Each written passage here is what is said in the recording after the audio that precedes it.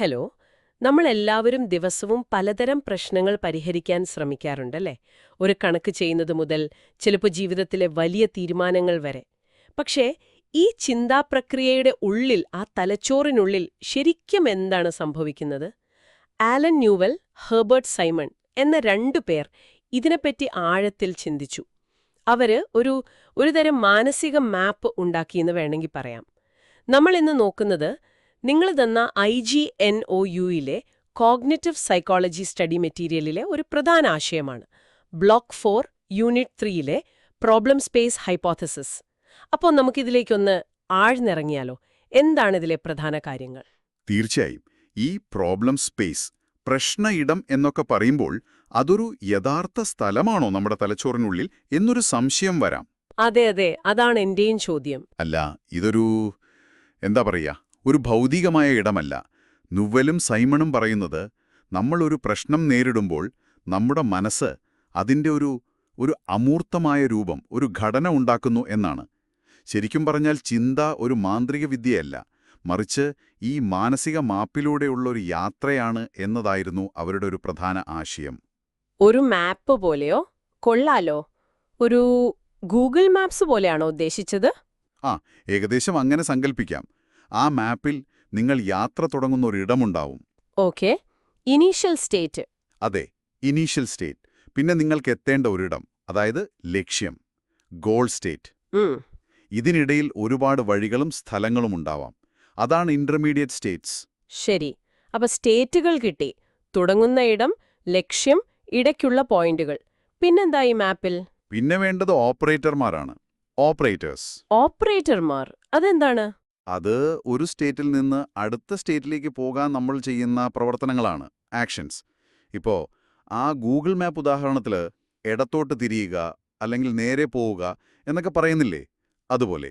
ഓഹോ, മനസ്സിലായി. അപ്പൊ സ്റ്റേറ്റുകളായി, ഓപ്പറേറ്ററുകളായി. ഇനി പാതകൾ, പാത്സ്. ഈ ഓപ്പറേറ്റർമാർ ഉപയോഗിച്ച് നമ്മൾ സ്റ്റേറ്റുകളിലൂടെ സഞ്ചരിക്കുന്ന വഴികളില്ലേ, അതാണ് പാതകൾ. ഇതിൽ ചില വഴികളെ നമ്മളെ ലക്ഷ്യത്തിലെത്തിക്കൂ. ഓക്കെ. അപ്പൊ മനസ്സിലിങ്ങനെ ഒരു മാപ്പ് രൂപപ്പെടുന്നു. സ്റ്റേറ്റുകൾ, ഓപ്പറേറ്ററുകൾ, പല വഴികൾ ഒക്കെയുള്ള ഒരു സ്പേസ്. പക്ഷേ ഈ മാപ്പ് ഉണ്ടായാൽ മാത്രം പോരല്ലോ. ലക്ഷ്യത്തിലെത്താൻ ശരിയായ വഴി കണ്ടുപിടിക്കണ്ടേ? അവിടെയാണോ ഈ പ്രോബ്ലം സ്പേസ് ഹൈപ്പോത്തസിസ് വരുന്നത്? അതെ, കൃത്യമായി അവിടെയാണ് പോയിന്റ്. ഈ ഹൈപ്പോത്തസിസ് എന്താ പറയുന്നതെന്ന് വെച്ചാൽ, പ്രശ്നം പരിഹരിക്കുന്നത് ശരിക്കും ഈ പ്രോബ്ലം സ്പേസിലൂടെയുള്ള ഒരു തെരച്ചിലാണ്, ഒരു സെർച്ച്. നമ്മൾ നമ്മുടെ കയ്യിലുള്ള അറിവും പിന്നെ ചിലപ്പോൾ ചില ഊഹങ്ങളും എളുപ്പവഴികളും ഒക്കെ ഉപയോഗിക്കും. ഹ്യൂറിസ്റ്റിക്സ് എന്ന് പറയും. ഹ്യൂറിസ്റ്റിക്സ്. അതെ, ഇതൊക്കെ ഉപയോഗിച്ച് നമ്മൾ ആ ഇനീഷ്യൽ സ്റ്റേറ്റിൽ നിന്ന് ഗോൾ സ്റ്റേറ്റിലേക്ക് ഒരു വഴി കണ്ടുപിടിക്കാൻ ശ്രമിക്കുന്നു. ഈ ഹ്യൂറിസ്റ്റിക്സ് എന്ന് പറഞ്ഞാൽ എല്ലാ ഓപ്ഷൻസും നോക്കി സമയം കളയാതെ കുറച്ച് എളുപ്പത്തിൽ ലക്ഷ്യത്തിലെത്താൻ നോക്കുന്ന തന്ത്രങ്ങൾ അല്ലേ? പക്ഷേ അതെപ്പോഴും ശരിയാവണമെന്നില്ല. ശരിയാണ്. ഹ്യൂറിസ്റ്റിക്സ് ഒരു ഗ്യാരണ്ടിയും തരുന്നില്ല. പക്ഷേ മിക്കപ്പോഴും അത് നമ്മളെ സഹായിക്കും, സമയം ലാഭിക്കാം. മീൻസ് ആൻഡ് അനാലിസിസ് ഒരു നല്ല ഉദാഹരണമാണ്.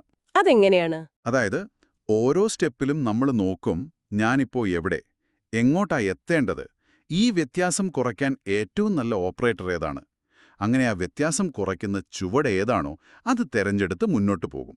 കൊള്ളാം. പക്ഷെ ചിലപ്പോൾ തെറ്റായ കുറുക്കുവഴിയെടുത്ത് വഴി തെറ്റാനും സാധ്യതയുണ്ട് അല്ലേ? തീർച്ചയായും.